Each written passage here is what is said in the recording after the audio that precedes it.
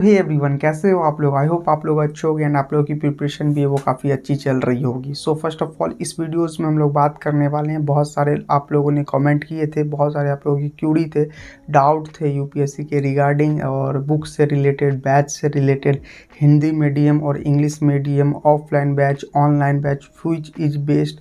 बहुत सारे कमेंट थे, अलग अलग डाउट थे, अलग अलग एस्पेरेंट्स के, अलग अलग स्टूडेंट्स के जो 12th पास आउट हुए हैं वो कैसे इस फील्ड में आना चाहते हैं, वो यूपीएससी की प्रिपरेशन करना चाहते हैं। तो काफ़ी सारे डाउट्स है, बहुत सारे डाउट मैंने सिमिलर लिए हैं।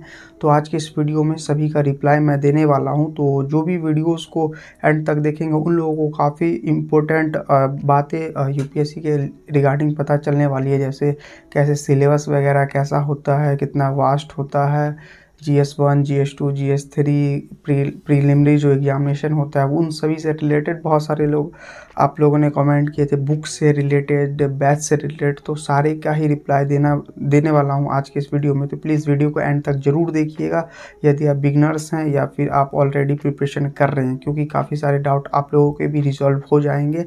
एंड लास्टली में मैं अपना बताऊँगा ओपिनियन, कैसा बैच वगैरह कैसे ले सकते हैं, परचेज कर सकते हैं या फिर ऑफलाइन ही मतलब कैसे आप यूट्यूब से भी प्रिपरेशन कर सकते हो। तो चलिए वीडियो को करते हैं शुरू, आपका ज़्यादा समय ना लेते हुए। सो फर्स्ट ऑफ ऑल मेरा फर्स्ट में एक डाउट मैंने देखा कि which is the best, Sampoorna versus UPSC वाला, टेल मी। तो देखिए इसमें मैं आपको बताना चाहूँगा कि देखो यूपीएससी वाला एक कॉम्प्रिहेंसिव बुक है, बहुत ही बड़ा पेजेस है, बहुत ही ज़्यादा पेजेस है एंड बहुत ही बड़ा बुक है। और संपूर्णा की अगर बात कर लिया जाए तो ये प्योर नोट्स है। तो दोनों बुक है, एक है संपूर्णा एंड एक है यूपीएससी वाला। तो देखो संपूर्णा क्या है, अगर आपका जैसे 26 25 में अटैम्प्ट है, अगर जल्दी ही आपका अटैम्प्ट है एंड आपके पास टाइम नहीं है, you don't have so much time, तो आप संपूर्णा पे जा सकते हो। बट आपका 27 अटैम्प्ट है, 28 अटैम्प्ट है, मैं ये नहीं कह रहा कि 26 वाला जो है वो ना पढ़े संपूर्ण या फिर यूपीएससी वाला। मैं ये कह रहा हूँ कि अगर आपके पास ज़्यादा टाइम है तो आप यूपीएससी वाला पे बुक पे जा सकते हो, बट आपके पास टाइम नहीं है तो आप संपूर्णा पे जा सकते हो। अगर आप उतना भी टाइम नहीं है तो अगर आप कोई कोचिंग लिए हुए हो या फिर ऑनलाइन या ऑफलाइन, तो आप उनके ही टीचर्स के नोट्स पढ़ो। अगर आपके पास टाइम बिल्कुल भी नहीं है तो आप नोट्स पढ़ो टीचर के, एंड आपकी उनसे ज़्यादा टाइम है तो संपूर्णा पे आप जा सकते हो, और उससे भी ज़्यादा टाइम है तो आप यूपीएससी वाला पे जा सकते हो, क्योंकि बोथ बुक्स आर बेस्ट। क्योंकि यहाँ पे इन्होंने क्वेश्चन पूछा कि कौन सा बुक बेस्ट है, उनके लिए बेस्ट तो सभी बुक्स है, लेकिन पॉइंट ऑफ टाइम किस पैलेस पे कौन सा बुक बेस्ट है, मैटर इज दिस। तो ये रहा। एंड एक सेकेंड कमेंट था, वेलकम किट कैसे मिलता है कोर्स रिलेटेड टाइम।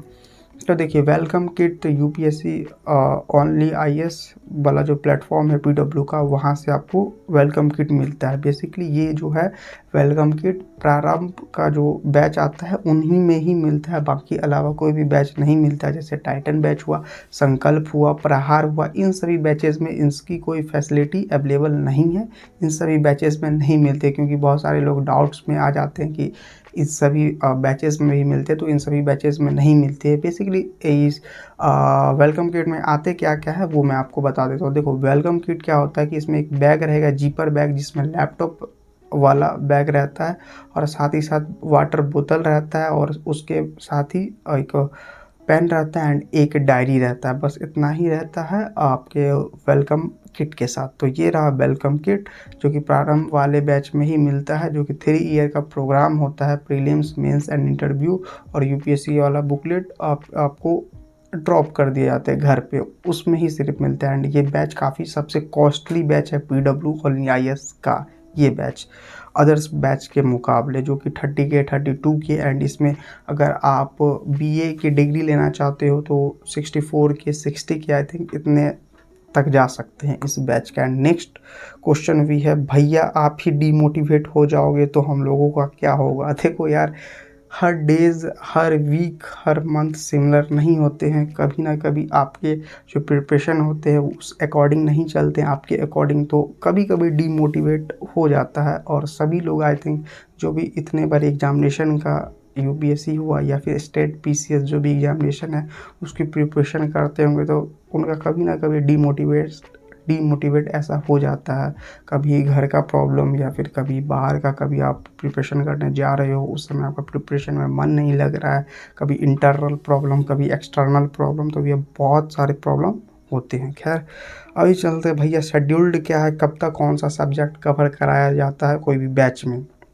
तो देखो, अगर आप ऑनलाइन लेते हो बैच, तो ऑनलाइन का मैं आपको बता देना चाहता हूँ कि सभी सब्जेक्ट टीचर्स के अकॉर्डिंग एंड सब्जेक्ट कितने ड्यूरेशन में कवर कराए जाते हैं उसके अकॉर्डिंग होते हैं। जैसे अगर एंसेंट हिस्ट्री की बात करोगे तो मेरे जो लेक्चर है आई थिंक मानो 28 to 29 लेक्चर 2 आवर के ईच लेक्चर्स आपका हो गए तो हो जाएंगे ये, यानी कि 60 आवर एंसेंट हिस्ट्री। हर टीचर्स के डिपेंड करता है कि वो कितने आवर्स पढ़ा रहे हैं और कितने दिन पढ़ाते हैं, तो इस सभी पे डिपेंड करता है। यही पॉलिटी अलग हो सकता है, पॉलिटी का आई थिंक 65-60 लेक्चर हो सकता है। अदर सब्जेक्ट्स के डिपेंड करते हैं टीचर्स एंड सब्जेक्ट पे, तो स्पेसिफिकली कोई नहीं है कि इतना ही आवर पे एंड हो जाएंगे, इतना क्लासेस में इतने लेक्चर्स में ये सब्जेक्ट एंड हो जाएंगे, ऐसा कोई नहीं, डिपेंड करता है सब्जेक्ट्स पे एंड टीचर्स पे।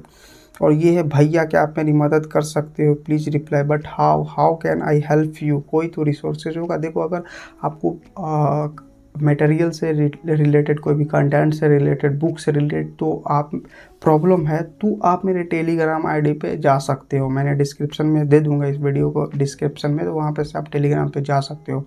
जितने भी सारे द हिंदू न्यूज़पेपर हुआ और जितने यूपीएससी वाला का बुकलेट, उड़ान का जो भी study material point of view से आता है, सभी के सभी मैं वहाँ पे पोस्ट कर देता हूँ।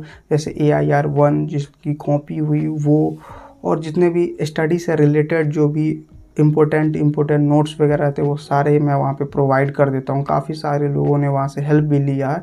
जैसे कि देखो, अगर आपको कोई बुक परचेज़ करना है, ठीक है, तो अगर आप उस बुक को, अगर आपको अच्छा नहीं लग रहा है बुक, या फिर कैसा आपको पता करने के लिए अप्रॉक्सीमेटली कम से कम PDF के फॉर्म में वहाँ पे देख लोगे। अगर आपको अच्छा लगेगा तो परचेज़ करोगे एंड अच्छा नहीं लगेगा तो नहीं करोगे, सिंपली। बट आप देखे भी नहीं हो, बट आपको लगता है कि अंदर से नहीं, मैं ऑनलाइन परचेज कर लेता हूँ, और जब आप परचेज कर लेते हो, जब आपके घर पे आ जाता है तब देखते हो तो आपको रिलेवेंट ही नहीं लगता, तो ये तो गया पानी में पैसा। तो इससे अच्छा है कि आप PDF फॉर्म में देख लो, अगर अच्छा लगे तो वहाँ से बाय कर लो एंड नहीं लगे तो नहीं करो। इसलिए मैंने टेलीग्राम पे काफ़ी सारे बुक्स के PDF फॉर्म अपलोड किए हुए, इससे बहुत ज़्यादा हेल्प होता है एंड काफ़ी सारे लोगों का हेल्प हुआ है। एंड जिनका भी हेल्प हुआ है प्लीज़ यार एक कमेंट कर दो इसके लिए, ओके। एंड देन फिर है, क्या आप किस स्टेट से हो, तो फ्रॉम बिहार से हैं। तो और एक और है कमेंट भाई का कि ऑफलाइन क्लासेस या फिर online, which is best. Depends on you कि कौन सा बेस्ट है आपके लिए। देखो, अगर आप डिसिप्लिन्ड हो, डिसिप्लिन में अपने टाइम टेबल से चलते हो, प्रिपरेशन की एक इम्पोर्टेंस देते हो कि इतने बजे से इतने बजे क्लास अटेंड करना है, इतने सब्जेक्ट को इतने बजे मैं कवर कर लूँगा, इतने डेज़ में, इतने मंथ में, इतने वीक में, प्लान वगैरह के साथ आप चलते हो तो आप ऑनलाइन पे जा सकते हो। बट नहीं, आपको अंदर से कोई धक्का देने वाला हो, बाहर से कोई धक्का देने वाला हो, प्रेशराइज करने वाला हो कि नहीं ये करना है, एक माहौल भी आपको चाहिए, तो उसके लिए आप ऑफलाइन पे जा सकते हो। बट ऑनलाइन भी बुरा नहीं है, इस पे भी जा सकते हो। ऑनलाइन पे ये होता है कि लेक्चर अटेंड करते करते नोट्स पूरा ही फ़ोन वगैरह पे देखना होता है, सभी चीज़, तो सर हल्का हेडेक देने लगता है, ये मैं मानता हूँ। बट ऑफलाइन में ऐसा नहीं होता है, माहौल मिलता है, सारा चीज़ होता है, और सभी एस्पिरेंट से आप बात करते हो, तो ये सारा एक ऑफलाइन में मिलता है। बट आज के डेज़ में ऑनलाइन से भी पढ़ के एंड सेल्फ स्टडी से पढ़ के एग्ज़ाम निकाल रहे हैं, तो सभी का अलग अलग चॉइस है अपना, जिनको जो अकॉर्डिंग चूज़ है वो उसमें बेस्ट कर रहे हैं। जैसे अगर कोई ऑफलाइन पढ़ने में ज़्यादा एक्यूरेसी है, उनका ऑफलाइन में अच्छा होता है तो वो ऑफलाइन जा सकते हैं, एंड जो ऑनलाइन में अच्छा करते हैं वो सोचते हैं कि मैं ऑनलाइन लेके अच्छा कर लूँगा और प्रिपरेशन अच्छे से कर लूँगा, तो वो ऑनलाइन ले सकते हैं। खैर, तो which batch is best for UPSC. तो देखो, यूपीएससी के लिए नेक्स्ट क्वेश्चन है, which batch best for UPSC. तो देखो, बैच सभी बेस्ट होते हैं, सभी इंस्टीट्यूशंस के बेस्ड होते हैं। सभी इंस्टीट्यूशन में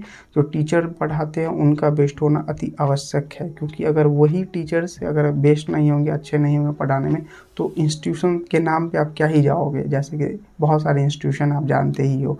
तो बात क्या है कि इंस्टीट्यूशन में जो भी पढ़ाते हैं उनका अच्छा होना ज़रूरी है, उनका समझाया जो भी बच्चे पढ़ते हैं उनको समझ में अच्छे से आना चाहिए। खैर ऐसा होता है कि सभी इंस्टीट्यूशन में सभी टीचर्स तो बेस्ट ही नहीं मिल सकते हैं। कोई ना कोई टीचर्स होंगे कि जिनका आपको समझ में नहीं आता होगा उनका कंटेंट, तो ऐसा होता है। सभी कोई भी इंस्टीट्यूशन में जाओगे तो सभी में ऐसा आपको देखने को मिलेगा।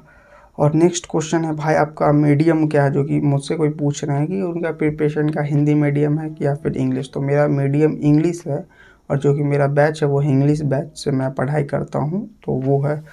और ये है, किसी को अगर ये कोई अदर क्वेश्चन है जो कि बैच बुक्स सेल करने वाले हैं कुछ लोग कमेंट्स में। खैर एंड नेक्स्ट क्वेश्चन है, हिंदी लैंग्वेज की क्लासेज होती है क्या, like Hindi and English and CSAT and prelims की प्रिपरेशन होती है। बिकॉज एक जगह मैंने देखा रिव्यू में that CSAT is not included, kindly help and please suggest if I should by this batch for. तो देखो, सीसेट की क्लासेज होती है, और हिंदी इंग्लिश जो कि आपका क्वालिफाइंग पेपर रहता है वो नहीं होती है बैच में, वो मैं आपको इन्फॉर्म कर देना चाहता हूँ। एंड मैं आपको कहूँगा कि देखो, अगर आप प्रिपरेशन करते हो ना, तो लिटरली में अगर आप सिलेबस अच्छे से नहीं जानते हो ना यूपीएससी का, पूरे डीप में मल्टीपल टाइम रिवीजन टॉपिक है, उसके सब टॉपिक है, बहुत सारा कंटेंट, तो लिटरली में आपको पता ही नहीं चलेगा कि आप क्या पढ़ रहे हो, कितना पढ़ रहे हो, कितना डीप में कौन से टॉपिक को पढ़ना है। तो ये काफ़ी इंपॉर्टेंट होता है। तो मैं आपको रिक्वेस्ट यू कि मल्टीपल टाइम रिवीजन सिलेबस का करो, देखो, अपने माइंड में बैठा लो उसका। अगर आप लोगों को सिलेबस नहीं पता है कहाँ से डाउनलोड करते हैं, कैसे करते हैं, तो आप मुझे कमेंट करना इस वीडियो में, मैं आपको डाउनलोड करके प्रॉपर एक वीडियो बना दूंगा। हालांकि मैंने वीडियो प्रोवाइड कर दिया है, बट आप अपडेटेड वीडियो चाहते हो तो मैं आपको वीडियो बना दूंगा। हालांकि मेरे पीसी में है भी, मैंने डाउनलोड करके रखा भी हुआ है। एंड मैं जब करता हूँ प्रिपरेशन तो एक बार देख लेता हूँ, सिलेबस को गो थ्रू कर लेता हूँ, काफ़ी हेल्प मिलती है। एंड आपको लगता हो कि भाई साहब इतने बड़े सिलेबस होते हैं, क्या क्या होते हैं सिलेबस में, तो एक ब्रीफ में मैं आपको इंट्रोड्यूस कर देता हूँ, इंट्रोडक्शन दे देता हूँ सिलेबस का। देखो, सिलेबस का आप शुरू में देखोगे तो छोटा पता चलेगा कि कैसे आप फॉर्म को फिल कर सकते हो। फॉर्म आप फिल का एलिजिबिलिटी क्राइटेरिया क्या हो सकता है। Eligibility criteria in the sense कि देखो, नॉर्मली ग्रेजुएट पास आउट होता है, ग्रेजुएशन आप पास आउट हुए हो कोई भी सब्जेक्ट से, जैसे जैसे बीए हुआ और बीकॉम हुआ, बीएससी हुआ, इन सभी से रिलेटेड कोई भी यूनिवर्सिटी से, तो आप इसके लिए एलिजिबल हो। और इसके बाद क्या, इसमें उसके बाद आता है हमारे पास जो भी पोस्ट वगैरह दिए रहते हैं, वो आईएएस हुआ, आईपीएस हुआ, आईएफएस हुआ, आईएफओएस हुआ, जितने भी सारे पोस्ट होते हैं, ग्रुप ए, ग्रुप बी, उसके बाद वो सब दिए रहते हैं। और उसके बाद एक ब्रीफ में सिलेबस दिए रहते हैं, जैसे प्रीलिमिनरी एग्जामिनेशन का, फिर मेंस एग्जामिनेशन का, फिर ऐसे वगैरह आता है मेंस में वो, एंड देन फिर इंटरव्यू का। मैं आपको ब्रीफ में बता दे रहा हूँ ताकि आपको पता चल सके थोड़ा थोड़ा। और उसके बाद उसका जो टॉपिक्स आते हैं वो सब्जेक्ट वाइज, जैसे जीएस में GS1, GS2, GS3, GS4, इन सभी के अंदर क्या क्या टॉपिक्स आते हैं वो। और उसके बाद आपको लास्ट में ऑप्शनल दिए जाते हैं। ऑप्शनल यानी कि बहुत सारे ऑप्शनल हो जाते हैं, जैसे हिंदी साहित्य हुआ, PSIR हुआ, PSIR हुआ, केमिस्ट्री हुआ, मैथ हुआ, बहुत सारे ऑप्शन है। तो इन सभी का सिलेबस दिए रहता है पूरे डिटेल्स में, इसीलिए आपको सिलेबस और ज़्यादा लंबा रहता है। लेट्स से कि अगर मेरा PSIR ऑप्शनल है तो मेरा इतना ही होगा, अगर आप सभी को देखोगे तब तक इतना हो जाता है, इतना सारा हो जाता है, क्योंकि उसमें सभी का सिलेबस, सभी ऑप्शनल का सिलेबस दिया रहता है, इसीलिए आपको इतना वास्ट लगता है। खैर अगर आप मल्टीपल टाइम पढ़ोगे, अच्छे से पढ़ोगे, तो वो आपको ज़्यादा बहुत ही शॉर्ट लगने लगेगा, जो कि मुझे पहले बहुत बड़ा लगता था। एंड देन जैसे ही मैंने रीड आउट किया अच्छे से, तब वो मुझे कम लगने लगा। खैर ये था एक सिलेबस का आपका ब्रीफली इंट्रोडक्शन। एंड देन देखते हैं कोई भी और भी कमेंट है। कौन वाला बैच खरीदे ग्रेजुएशन के साथ, यूपीएससी वाला। देखो, कौन सा बैच खरीदे ग्रेजुएशन में, अगर आप हो तो आप चाहते कोई भी, अगर आप देखो सेकेंड ईयर में हो, थर्ड ईयर में हो, तो कोई भी प्रहार, टाइटन, संकल्प जो भी है, इस बैच के साथ आप जा सकते हो, ऐसा कोई इशू नहीं है, इस बैच के साथ आराम से आप जा सकते हो।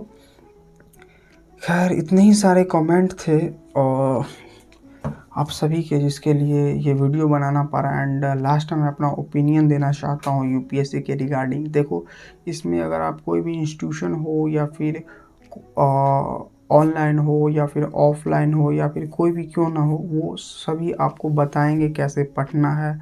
पढ़ना कैसे बताएंगे, रास्ता बताएंगे, पढ़ना आपको खुद ही है किस तरीके से। वो तो कितना कंटेंट पढ़ना है वो यही बताएंगे, इसका नोट्स बना लेना है अच्छे से। एंड सभी इंस्टीट्यूशन में ऐसे ही करवाया जाता है, लेकिन लिखना आपको है, आंसर राइटिंग आपको करनी है, पीवाईक्यू आपने लगाना है, और पीवाईक्यू टेस्ट सीरीज जितने भी हैं वो सभी आपको करना है। तो कोई भी इंस्टीट्यूशन आपको पूरे अच्छे से लिखवा नहीं देगी। तो खैर ये सब रहती है इंस्टीट्यूशन का। एंड ऐसे तो बच्चे सेल्फ स्टडी करके ही कितने सारे एग्जामिनेशन क्रैक होते हैं, करते इतने सारे एग्जामिनेशन क्रैक। खैर ये वीडियो कैसा लगा ये आप मुझे कमेंट में ज़रूर बताइएगा। जितने भी सारे आपके कमेंट थे या फिर वो यूपीएससी से रिलेटेड, सिलेबस से रिलेटेड, बैच से रिलेटेड, जो भी आपके कमेंट सिमिलर थे लगे मुझे, वो सब का मैंने रिप्लाई दे दिया है। और हो सकता है कि अगर मुझसे कोई मैंने कोई कमेंट को पॉइंट आउट नहीं किया होगा तो वो आपको फिर से इस वीडियो के रिसेंटली में ही आप कमेंट कर देना, मैं उसका फिर से एक वीडियो या फिर उसमें ही रिप्लाई दे दूंगा। एंड वन थिंग जो कि आप मेरा जो टेलीग्राम है उस पर आप डिस्क्रिप्शन में मैं लिंक दे दूँगा, वहाँ से ज्वाइन हो जाना, क्योंकि वहाँ पे मैंने काफ़ी सारा कंटेंट प्रोवाइड करता हूँ इससे रिलेटेड। तो खैर मिलते किसी नेक्स्ट वीडियो में। Thank you so much for watching this video. And ये वीडियो आपको कैसा लगा कमेंट में ज़रूर बताना। मिलते हैं किसी नेक्स्ट वीडियो में। Thank you so much guys.